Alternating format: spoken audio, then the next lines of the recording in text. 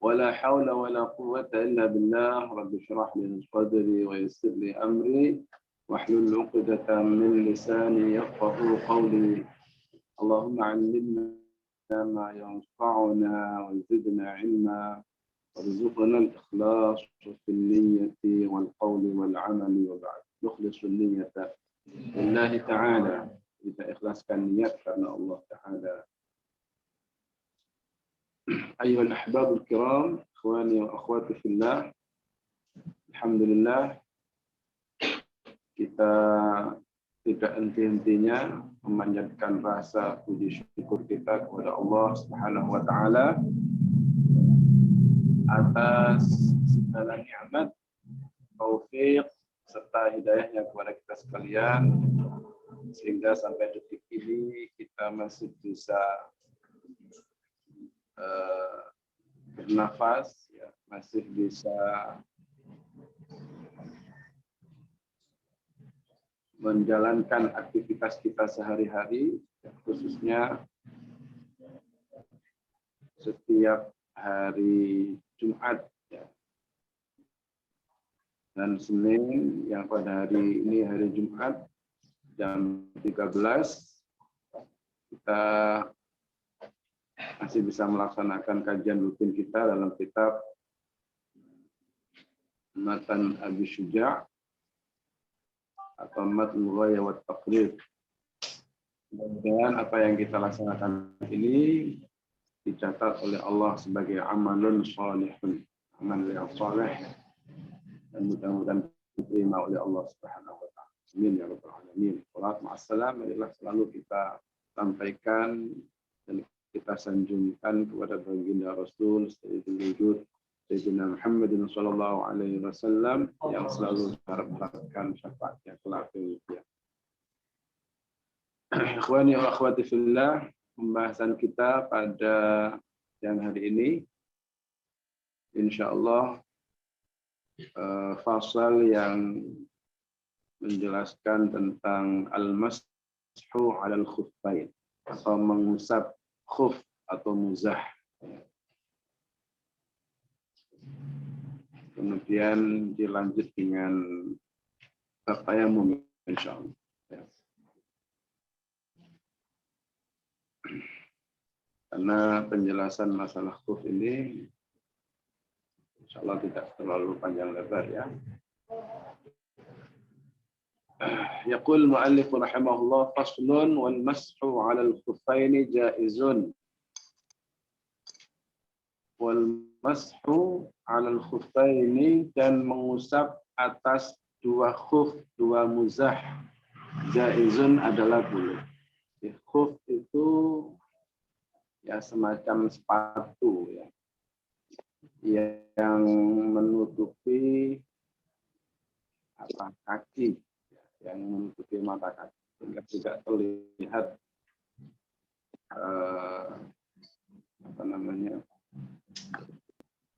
mata kaki kita, yang terbuat dari kulit.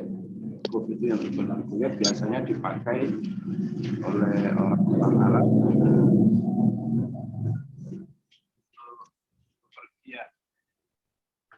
Jadi memakai khuf itu boleh, apa mengusap, ya, mengusap di atas khuf itu boleh. Artinya mengusap itu gimana? Ketika kita berwudu, maka khufnya itu tidak perlu dicopot, ya cukup ketika sampai kepada membasuh kaki, ya kakinya cukup diusap saja, atau di atas khufnya itu ya diusap, ya.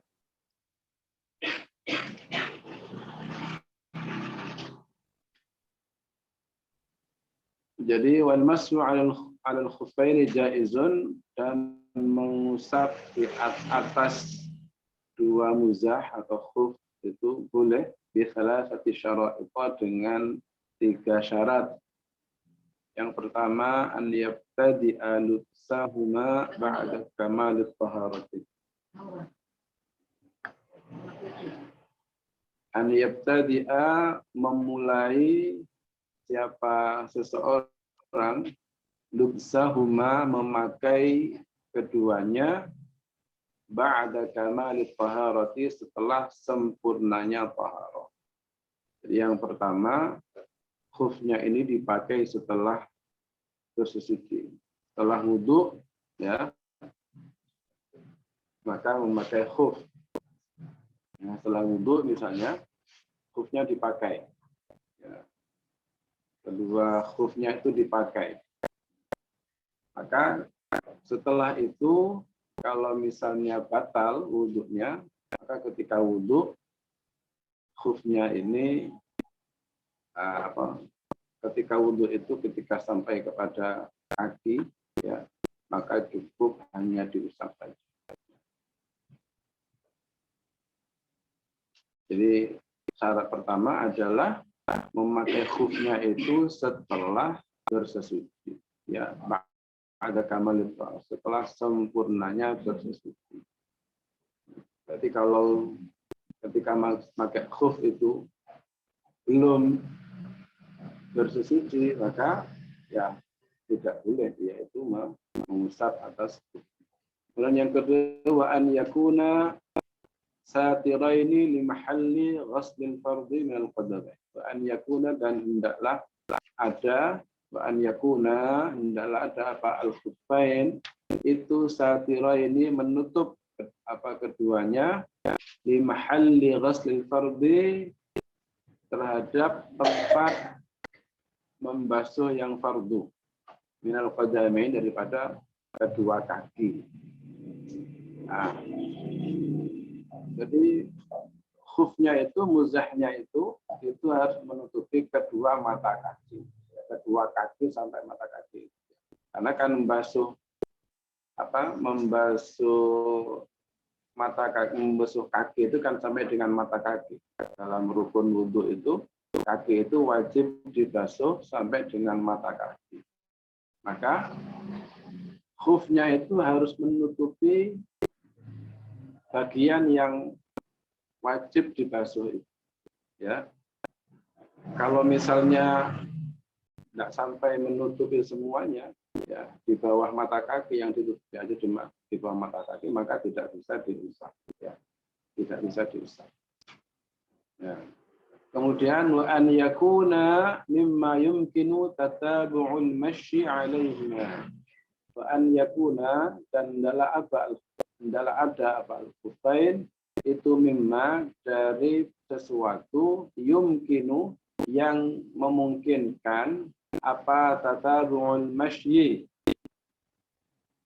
terus menerus berjalan, 'alaihima, atas keduanya. Jadi syarat yang ketiga, khuffainnya itu harus dipakai terus berjalan, ya, dipakai terus berjalan. Kalau hanya sesekali dipakai dan sekali tidak, maka tidak bisa. Jadi harus, makanya ini kan rukhsah bagi mereka yang melakukan perjalanan, ya, melakukan perjalanan safar, yang memakai khuf ini, daripada mencopotnya, maka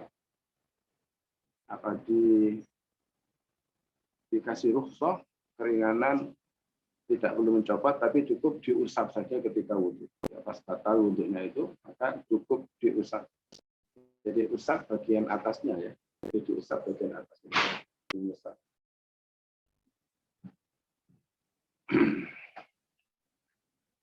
Wa yamsahul muqimu yauman wa lailatan. Wa yamsahu, dan mengusap siapa al-muqimu, orang yang mukim. Mukim itu adalah orang yang tidak bepergian. Ya, mukim. Yauman wa lailatan, sehari semalam. Cuma kalau orang mukim itu hanya boleh mengusap sehari semalam.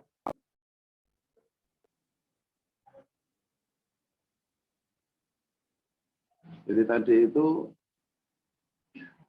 wa an yakuna mimma yumkinu tadabbul masyi, itu kalau dipakai jalan itu memungkinkan terus-menerus dipakai, itu maksudnya. Tidak disyaratkan harus dipakai terus ketika dia bepergian, ya.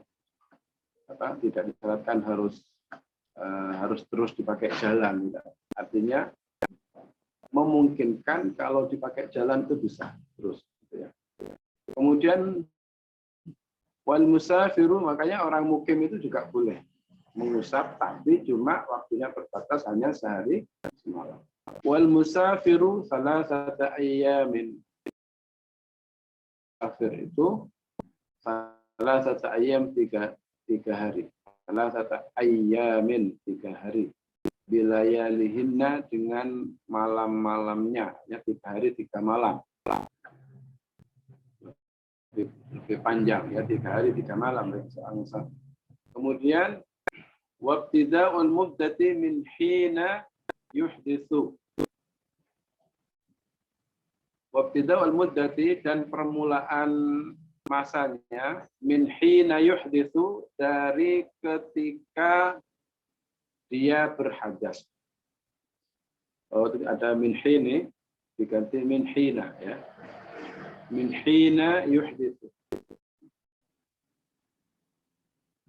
dari ketika dia berhadas. Ya, min hina yuhditsu, dari ketika berhadas ya teman. Kata seseorang, ba'da lubsil khuffaini, setelah memakai 2 khuf. Jadi kalau tadi kan syaratnya pertama harus dipakai setelah bersesuci, setelah wudhu. Nah, setelah wudhu itu kemudian pakai itu, nah, ketika hadas, wudhunya batal, maka mulai dari itu. Ya. Mulai itu ketika berhadas, ya, itu ketika berhadas, ketika batal wudhunya, maka mulai dari situ waktunya. Ya, hitungannya mulai ketika itu. Fa'in masaha fil hadari, maka jika dia mengusap, maka dia fa'in masaha, maka jika mengusap siapa man, maka jika dia mengusap ya, fil hadari, pada waktu hadar, tidak dalam perjalanan, ya, fil hadar itu ya di rumah misalnya, ya. Jadi kalau waktu tidak bepergian itu namanya fil hadar. Kalau pergian namanya safar, gitu ya.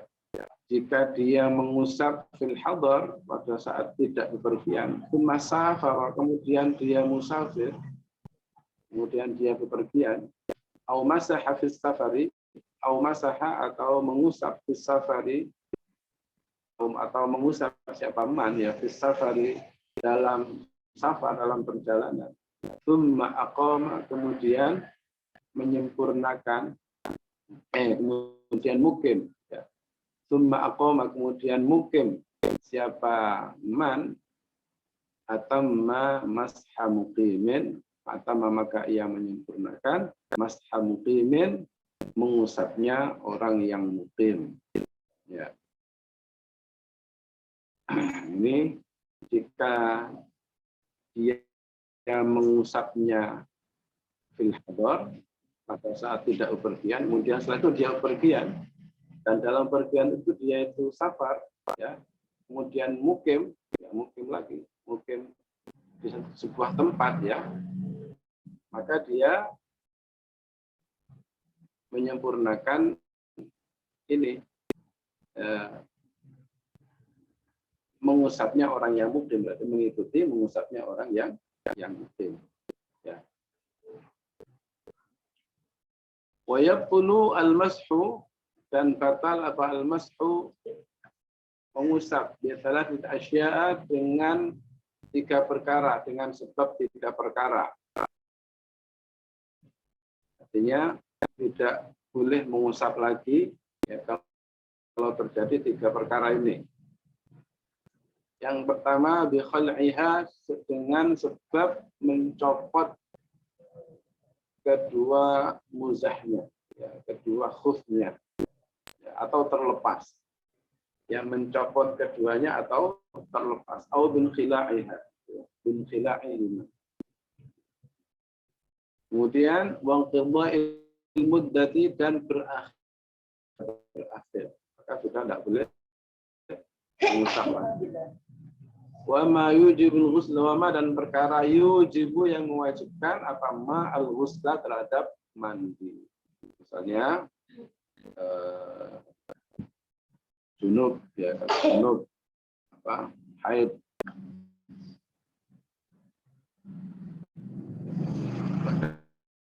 Mandi berarti mengusapnya berarti juga. Ini hukum ini jarang-jarang dipakai orang ya. Ini jarang dipakai orang.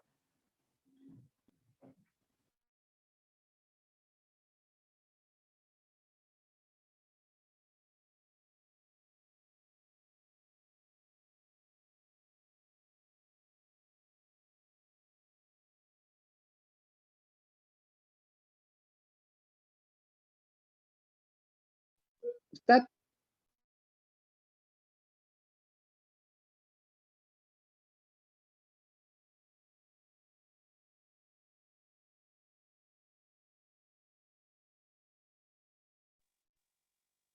Ustaz,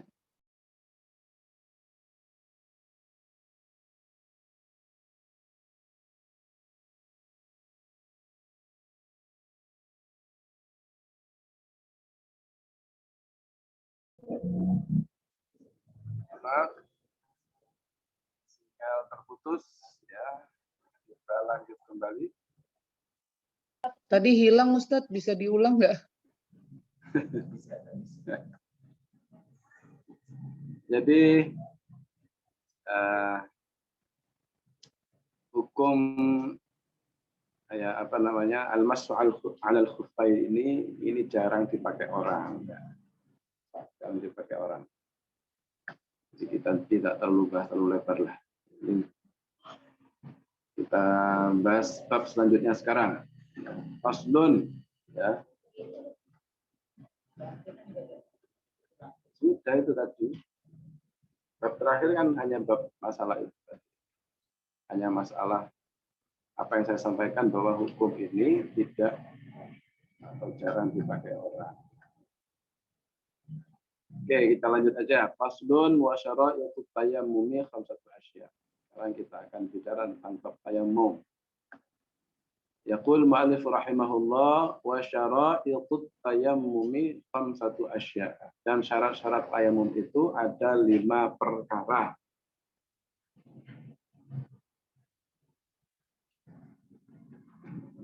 Jadi jika seseorang itu tidak bisa pakai air ya, sehingga tidak bisa wudu, tidak bisa pakai mandi, ya, tidak bisa mandi, ya, maka dia punya hadas, berhadas, ya, maka sebagai penggantinya kan tayammum. Jadi kalau tidak bisa wudu, tidak bisa mandi, maka pengganti tayammum. Maka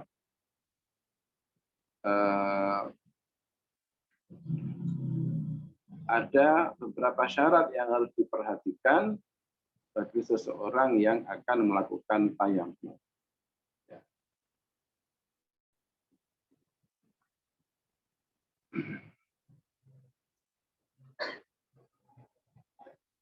Ada 5 syarat ya, bagi seseorang itu boleh melakukan tayammum. Pertama, wujudul uzri bisafarin aw maradin. Pertama, adanya uzur. Adanya uzur bisafarin sebab bepergian aw maradin atau sakit. Adanya uzur gimana? Tidak dapat menggunakan air, ya, tidak dapat menggunakan air karena sebab bepergian atau sakit. Sebab bepergian itu gimana? Artinya ketika dia bepergian, maka dia tidak menemukan air, sehingga tidak bisa pakai air, sehingga tidak bisa berwudu pakai air, tidak bisa bersesuci pakai air, ya. Maka bagi seorang musafir yang tidak menemukan air, maka dia boleh bertayamum, tapi dengan ketentuan-ketentuan yang harus dipenuhi terlebih dahulu. Ya. Jadi tidak mutlak bahwa orang yang lagi bepergian nggak dapat air, nggak menemukan air, lalu langsung boleh tayamum. Ada ketentuan-ketentuannya yang harus diperhatikan. Pertama, ya, jika misalnya ketika dia dalam bepergian, kemudian sampai kepada suatu tempat dan tidak menemukan air, maka pertama dia harus memastikan dulu terhadap keberadaan air itu. Memastikan dulu terhadap keberadaan air itu dalam jarak tertentu, ya. Jika misalnya dia ini yakin, inta'akkada, jika dia yakin bahwa dalam jarak 1440 meter, dalam jarak 1440 meter, atau sejarah perjalanan 1 jaman, ya, perjalanan 1 jaman kira-kira pakai jalan kaki, kira-kira 1 jam jalan kaki, ya, 1,5 mil kurang lebih, ya, 1,5 mil, ya, kira-kira pada jarak 1440 meter itu dia yakin bahwa dalam radius itu tidak ada air, ya, maka dia boleh bertayamum. Itu pertama harus memastikan, ya. Jika dia yakin, inta'akkad, jika dia yakin dalam jarak 1440 meter itu tidak ada air, ya, dia masuk dalam suatu daerah, ini kira-kira ini jarak 1440 meter ini, kira-kira perjalanan 1 jam jalan kaki ini nggak mungkin ada air ini. Yakin saya tidak ada air di dalam jarak ini, tidak ada air. Ya. Kalau kita yakin seperti itu, maka kita boleh langsung bertayamum. Kita boleh jika yakin. Itu namanya haddul apa?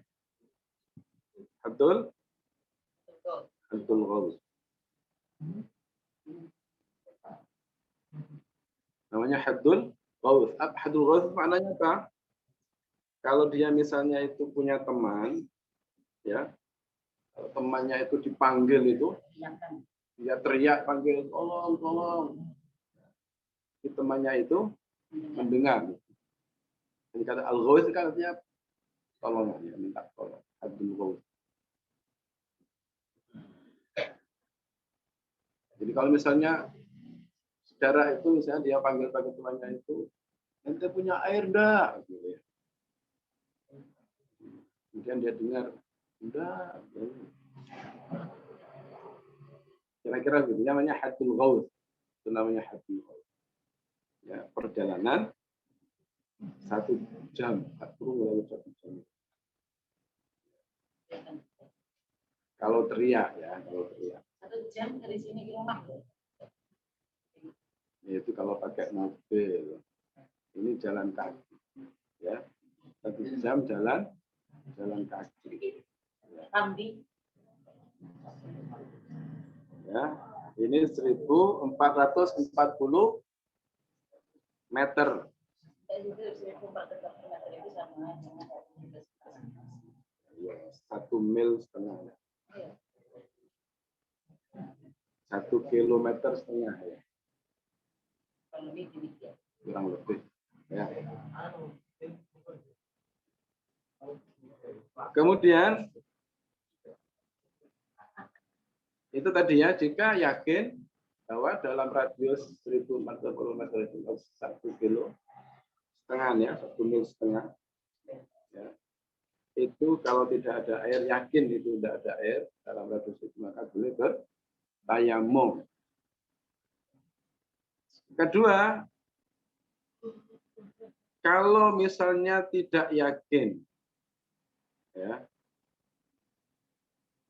kalau misalnya tidak yakin adanya air,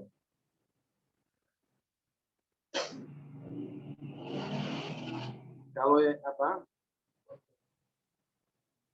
Kalau tidak yakin, kalau dalam radius jarak itu tidak yakin kalau ada air, tidak yakin. Ya, lam yata'akkad. Tidak yakin kalau di dalam jarak hadul ghaus itu ada air, tidak yakin. Bisa ada, bisa enggak, ya, mungkin ada, mungkin tidak ada. Ya. Maka apa yang harus dilakukan? Maka dia harus mencari ke hadul qurb. Maka dia harus mencari ke radius hadul qurbi. Namanya hadul qurb. Hadul qurb itu berapa jaraknya? 144 meter. Lebih dekat lagi ya. Jadi kalau dalam radius 1440 meter tadi itu, kita tidak yakin kalau di situ ada air. Tidak yakin, bisa ada, mungkin tidak. Kita tidak yakin. Maka kita harus nyari air, wajib. Ya. Wajib nyari air terlebih dahulu sejauh 144 meter. Jadi dalam pencarian itu kan di tanah yang ini ya, rata. Kita kalau tengok kanan, tengok kiri, air banda, air banda kira-kira, itu ya. Nah, ada air apa enggak? Maka kalau misalnya dalam pencarian itu ke haddul qurb tadi itu kita menemukan air, berarti ya enggak usah tayamum. Ya. Nah, kalau kita dalam pencairan itu, pencarian bukan pencairan ya, pencarian, ini cair-cair Pak. Masih menunggu cairan. Ya. Jadi kalau dalam pencarian dalam radius hadul qurb tadi itu kita menemukan air, berarti tidak perlu tayamum. Kalau dalam pencarian itu kita tidak menemukan air, maka boleh tayamum. Ya, boleh tayamum.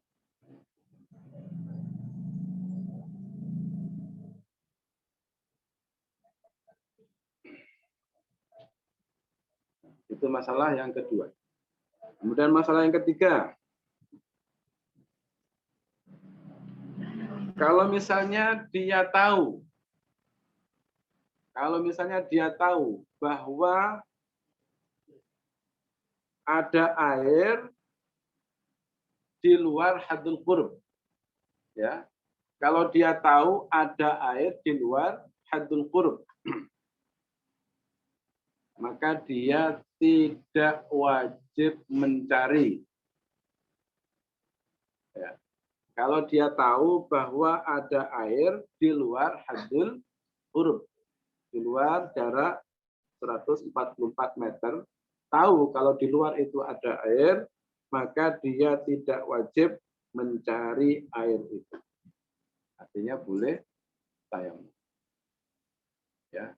Artinya dia boleh langsung tayamum. Paham ya? Nah, jadi ini hukum berkaitan dengan safar. Hukum ini berkaitan dengan safar. Harus nyari dulu itu dengan ketentuan kalau ada jarak hadul ghaus, ada hadul qurb itu di dalam safar. Kalau di rumah gimana? Maka hukum ini tidak berlaku. Kalau di rumah hukum ini tidak berlaku. Artinya kalau misalnya di rumah kamu itu tidak ada air, maka kamu jangan mencari ke hadul ghaus atau hadul qurb, tidak perlu itu ya. Kalau tidak ada air di rumah kamu, maka apa harus kamu lakukan? Ke tetangga kamu. Ya. Tangga kamu punya air apa enggak? Ada kampung. Kampung itu apa? Numpang. Numpang wudhu. Dasar orang Jawa ya. Kampung. Nah, numpang wudhu. Kalau malu, ya beli galon lah. Ya beli galon.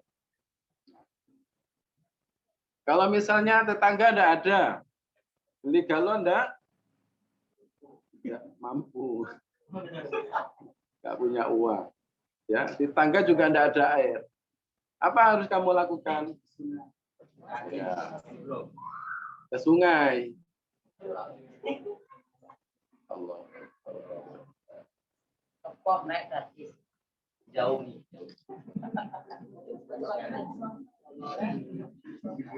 Ya. Jadi ke sungai. Ke sungai jauh. Ada pom sini. Ya, ada pom. Ada pom bensin. Pom mini, lah pom mini.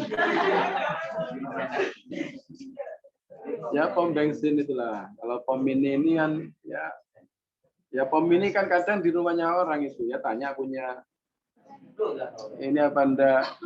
Ya punya apa? Air apa enggak? Yang jelas gitu ya. Di masjid. Jadi cari air di sekitar kita, di tetangga-tetangga kita. Gitu ya. Jadi jangan wah ini galak banyak tayamum. Ya begitu, ya. Harus nyari dulu di sekitar kita, tapi tidak menggunakan ketentuan hadul ghaut atau hadul qurb. Ya.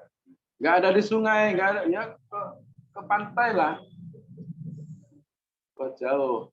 Di sungai galak banyak lah, ya.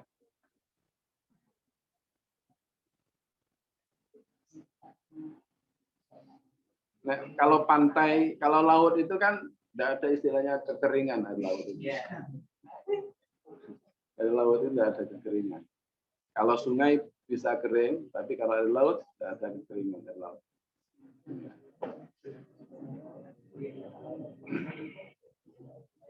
Nah, ya jadi itu safar, itu ketentuan dalam safar. Atau karena sakit, ya karena sakit itu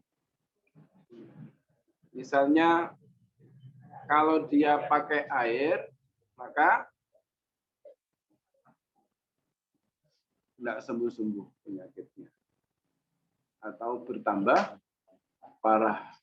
Kalau dia pakai air, maka akan membahayakan terhadap kesehatan. Seperti yang terjadi kepada salah seorang sahabat kala itu ya, ada riwayat, ada salah sahabat yang jatuh ya, kepalanya ini luka.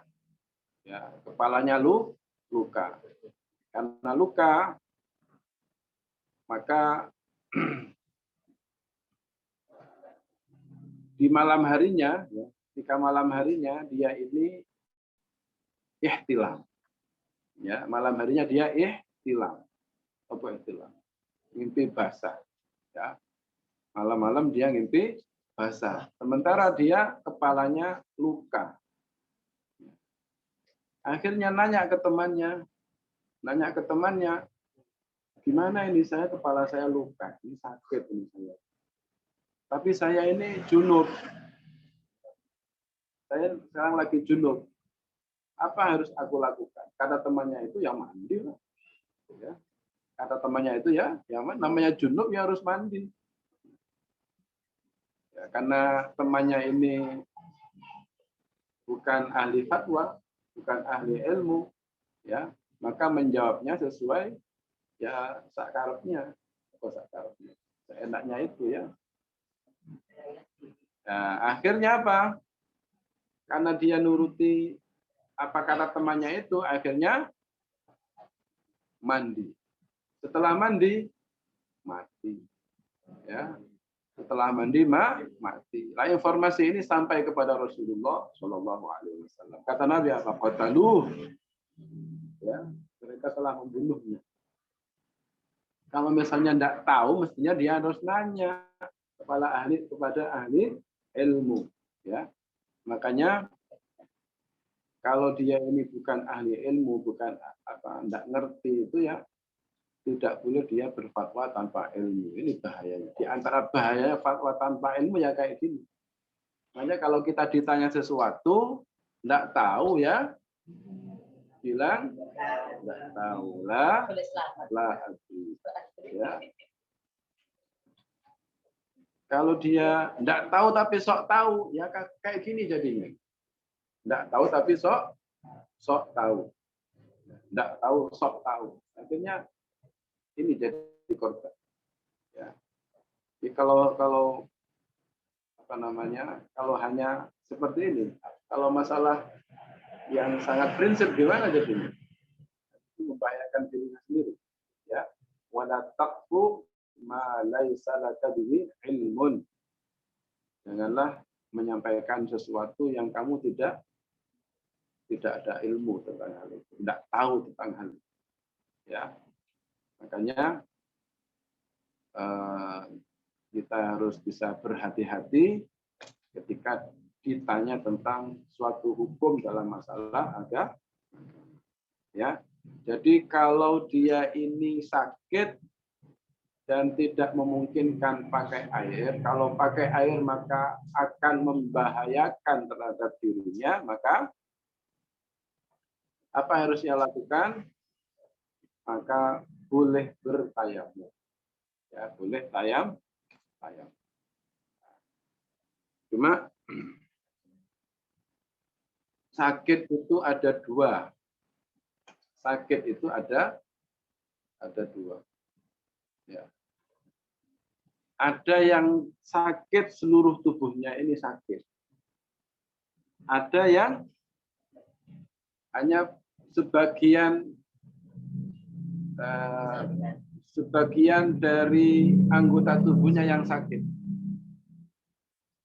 Ada yang seluruh tubuhnya ini sakit. Artinya apa? Tidak bisa kena air, tidak boleh kena air. Kalau kena air, maka akan tambah parah penyakitnya. Seperti orang yang lagi demam, gemigil. Itu kalau gemigil itu ya, kalau kena air, ya, misalnya itu ya. Kalau kena air, maka tambah parah, misalnya. Tapi ada juga yang gemigil itu masih bisa dipakaikan air hangat. Tidak masih itu pakai air hangat dulu. Ya. Air hangat. Ya, air hangat. Masih bisa pakai air hangat. Ya. Kalau memang pakai air hangat sudah tidak bisa, ya harus dia terpaksa tayamum. Jadi kalau memang tidak memungkinkan sama sekali pakai air, berarti ya tayamum. Nah, kalau yang sakit itu hanya sebagian kecil dari anggota tubuhnya, ya dilihat yang sakit sebelah mana. Kalau sakitnya itu di luar anggota badan, anggota wudhu, kalau yang sakit itu di luar anggota wudhu, ya tidak perlu tayamum, ya bisa wudhu itu namanya. Ya, dia tidak junub tapi loh ya, tidak junub. Ya. Yang sakit perutnya, luka perutnya misalnya sakit, boleh nggak tayamum? Ya tidak boleh karena anggota wudhunya sehat semua, masih bisa wudhu ya pakai air. Kecuali kalau misalnya yang luka itu adalah di daerah wudhu. Anggota wudhunya, salah satu anggota wudhunya itu ada yang luka. Sehingga tidak dimungkinkan kena air. Kalau kena air maka lukanya akan bertambah parah. Nah, maka naf'al. Apa harus kita lakukan? Ya, dalam kondisi seperti ini boleh tayamum. Ya, boleh tayamum. Tapi apakah hanya boleh tayamum saja? Nah, gimana caranya? Yang sehat diairkan. Yang sehat wudhu pakai air. Yang sehat wudhu pakai air. Ya. Yang ada sakitnya, ada lukanya, maka diganti dengan tayamum. Ya. Nah, tayamum itu yang diusap wajah dan kedua tangan pakai turab. Lahu hubar. Tanah yang berdebu. Bukan debu saja. Ya. Jadi bukan hanya hubar, tapi turabun lahu hubar. Tanah yang debu. Berarti tidak cukup tayamum itu hanya pakai debu yang ada di atas karpet, debu yang ada di tembok atau dinding, debu yang ada di atas kursi, di atas meja, tidak cukup itu. Tidak sah. Karena itu bukan turab, itu hanya hubar. Ya, itu bukan turab. Ya. Jadi ya tayamum pakai itu. Kalau basah gimana? Ya dikeringkan dulu lah. Ya, dikeringkan dulu, baru pakai turab itu. Kalau pas basah pakai turab gimana jadinya? Bukan basah-basahan namanya itu. Ya, luluran ya. Ya dikeringkan dulu.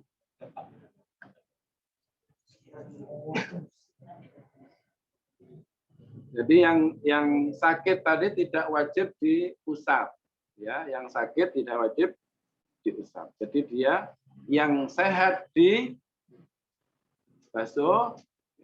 yang sehat dibasuh, yang daerah yang sakit itu ditayamumi, ya, dengan mengusap wajah dan kedua tangannya dengan turab, ya. Dan tidak perlu untuk mengqadha'nya jika sudah sembuh. Ya. Itu kalau yang sakit itu di bagian anggota tubuhnya yang anggota wudhu, ya, anggota wudhu. Kalau misalnya dia ini junub, ya apa? Kalau dia junub gimana? Ya sama, ya. Kalau dia junub sama, artinya daerah yang sehat dibasuh, ya, mandi.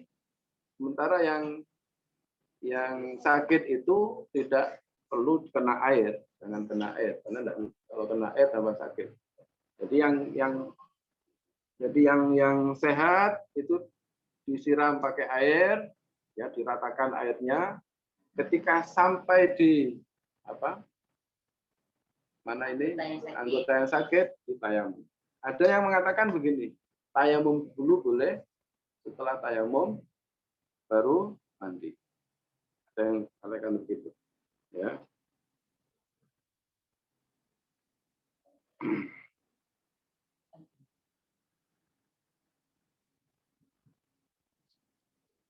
Jadi tayamum dulu, baru kemudian mandi. Ya, itu kalau misalnya dia sakit. Ya. Kalau tentang hukum jabiro nanti ada hukum tersendiri. Ini kita bicara tentang orang yang sakit yang tidak pakai jabiro. Apa jabiro itu? Perban. Apa perban? Ya, perban. Ya. Satir. Ya, penutup. Yang sakit itu tidak diperban, ya. Yang luka tidak diperban. Kalau tentang lukanya yang diperban nanti ada pembahasan secara khusus. Ya. Nah. Jam berapa ya? 1:44. Nah. Tambah sedikit lagi.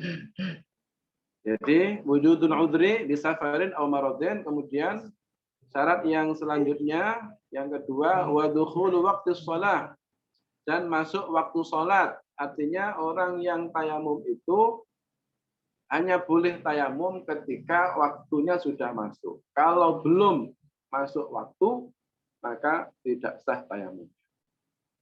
Ya.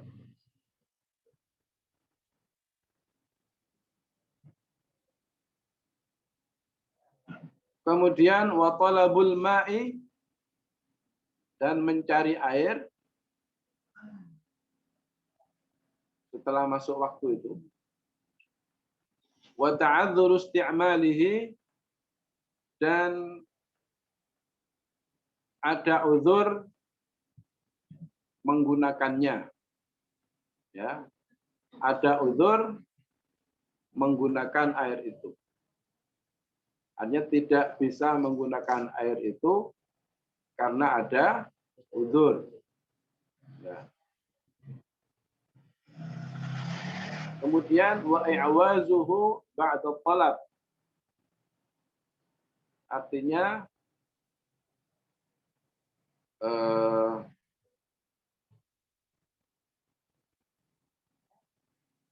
apa namanya? Tidak adanya air setelah mencari. Ya. Tidak adanya air setelah mencarinya. Ya, setelah mencari air tidak nemu air, ya. Kemudian di sini tidak ada air itu, ta'adzur isti'malu itu tidak memungkinkan pakai air itu ada dua macam, ada dua bentuk. Jadi ada yang disebut dengan faqd hissi, ada yang disebut dengan faqd maknawi. Faqdun hissiyun dan faqdun maknawiyun. Tidak menemukan air, ya. Ya. Tidak menemukan air secara fisiknya. Fisiknya itu airnya memang tidak ditemukan. Yang kedua, faqd maknawi. Airnya ada tapi tidak dapat dipakai.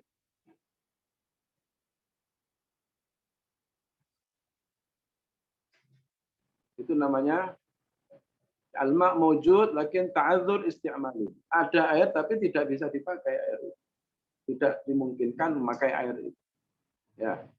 Itu namanya faqd apa? Ma'nawi. Ya. Faqdun ma'nawiyun. Misalnya apa? Ada air di depan kita, atau di sekeliling kita ada air, ya. Tapi terhalang oleh binatang buas. Kalau kita mendatangi air itu, maka kita akan diterkam oleh Mbak Sri. Mbak Serigala misalnya. Mbak Serigala, ya. Bukan Sri Fatun, ya, bukan. Serigala. Ya. Jadi kalau misalnya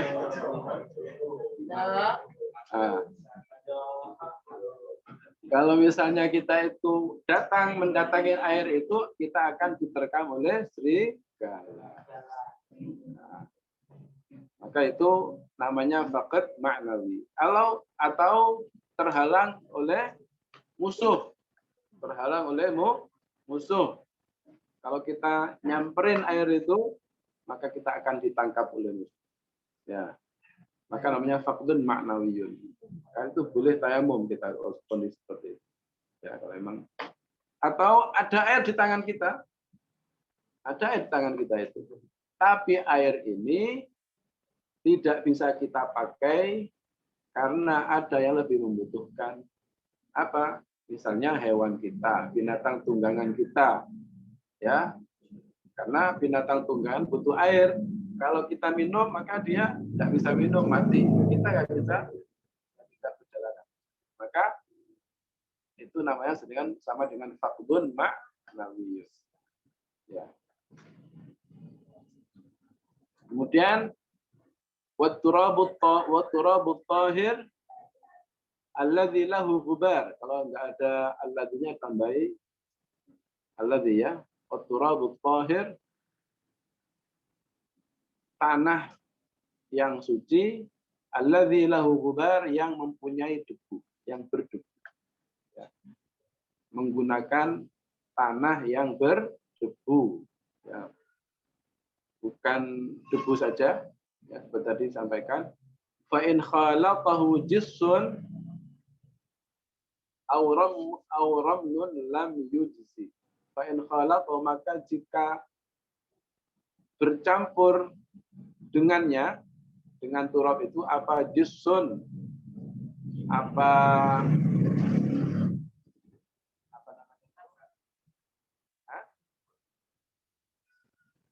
yang kayak itu, yang kayak kapur itu apa namanya? Gipsum. Apa? Gipsum ya, gipsum. Yang kayak tepung putih. Nah, ya. Kayak tepung itu. Auramlun atau kerikil lam yujzi, maka tidak mencukupi, artinya tidak sah. Ya.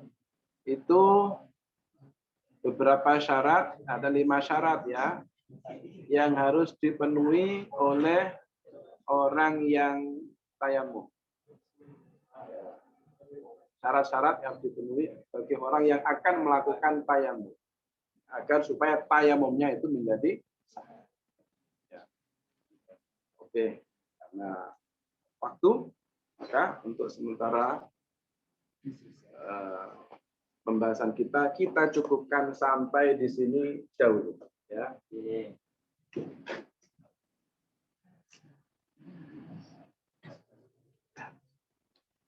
Dan pertanyaan seputar tayamum saya tutup aja. Karena ini ya. Ada nanya. Lebih jauh mana? Oh, maklum tadi ya.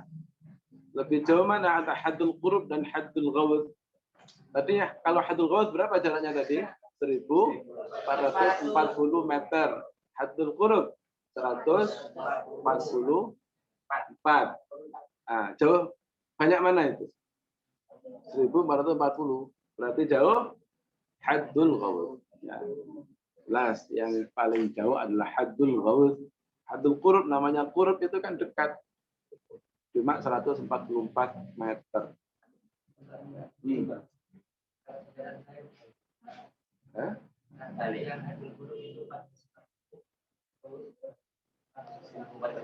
Iya, Pak. Saya.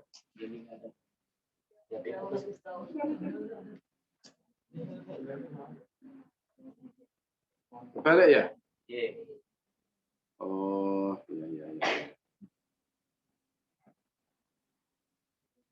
iya. Mohon maaf. Al-insan mahal khata'.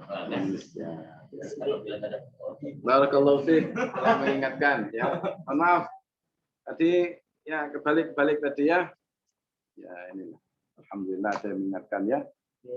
Jadi haddul qurub itu lebih jauh dari haddul ghawth ternyata ya. Mohon maaf. Ya, kalau haddul qurub itu 1440 meter. Tolong itu direvisi tadi ya catatannya. 1440 meter itu haddul qurub, haddul ghawth itu 144. Nah.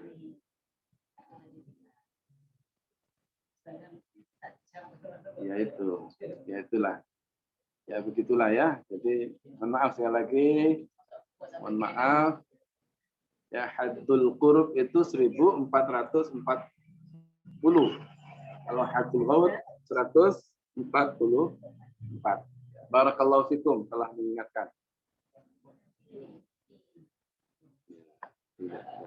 Konsen gitu ya. Oke. Jadi pertanyaan untuk bab ini saya batasi ya karena ya. Ada masih lagi? Gimana coba? Kalau bisa saya jawab.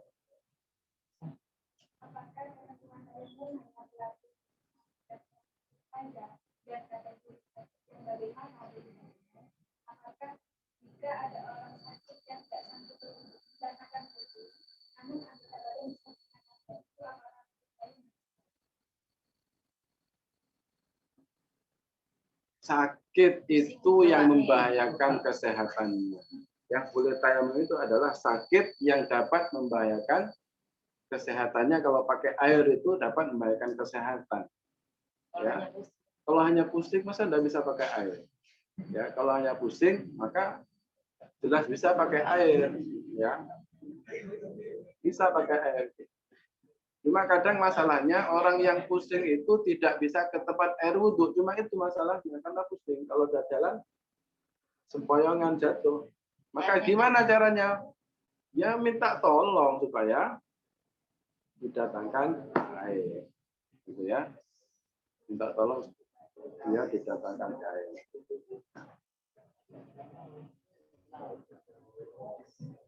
Ya.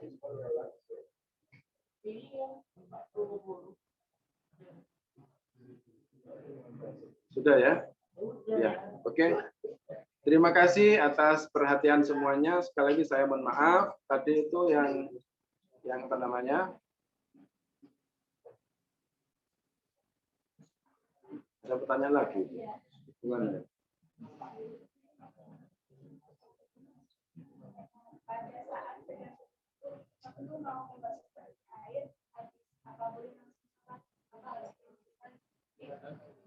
Nyari air ke baginya. Ulang lagi gimana?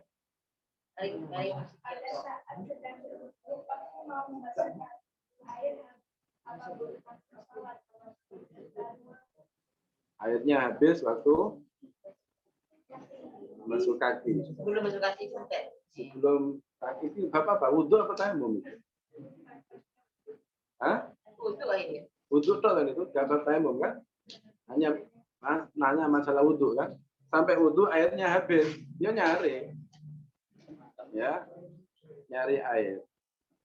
Ya kalau tidak nemu air, ya kan dia posisinya di mana kan? Ya. Dia posisinya di mana dia? Kalau di dalam di safar ya ketemunya itu. Ya, saya kira itu ya.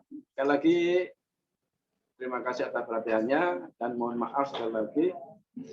Masih ada nanya lagi. Sudah mau ditutup. Masih ada nanya lagi. Hukum mengeringkan. Tidak apa-apa, makruh, hanya makruh. Makruh. Tapi tidak bagus. Ya, cukup ya, cukup. Mohon maaf. Lagi untuk pertanyaan selanjutnya tidak bisa dijawab. Ya, kalau memang ada. Jadi sekali lagi saya ucapkan banyak terima kasih. Sekali lagi dan mohon maaf lagi atas kesalahan penyampaian tadi itu ya. Dan sudah direvisi. Sekali lagi mohon untuk revisinya betul-betul diperhatikan. Ya. Adapun ketentuan-ketentuan yang lain itu maka tidak berubah ya, hanya tadi salah dalam menyampaikan jarak ya, haddul qurub dan haddul ghaud ya. Jadi tadi itu pertama harus mencari jika yakin di haddul qurub dulu ya. Jadi 440 meter itu. Nah, yakin tidak ada air, maka dia boleh tayamum di haddul qurub. Ya. Kalau tidak yakin, ya, di haddul qurub itu tidak yakin, ya, maka dia harus mencari ke haddul ghaus, gitu ya. Jadi begitu. Yaitu jarak 144 meter. Jadi itu. Ya. Jadi tolong itu diperhatikan lagi keterangan yang itu, dimurajaah lagi ya, agar tidak terjadi kesalahpahaman. Sekali lagi, mohon maaf. Barakallahu fikum. Mari kita tutup dengan tahlil selawat seperti biasa.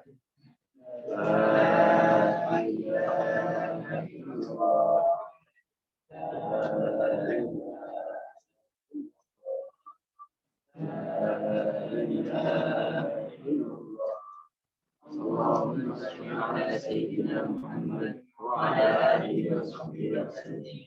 Allahumma shalli ala sayyidina Muhammad wa ala alihi wa sahbihi wa sallim. Allahumma shalli ala sayyidina Muhammad wa ala alihi wa sahbihi wa sallim. Rabbi ighfirli wa yarhamni ya Rabbi ighfirli wa yarhamni.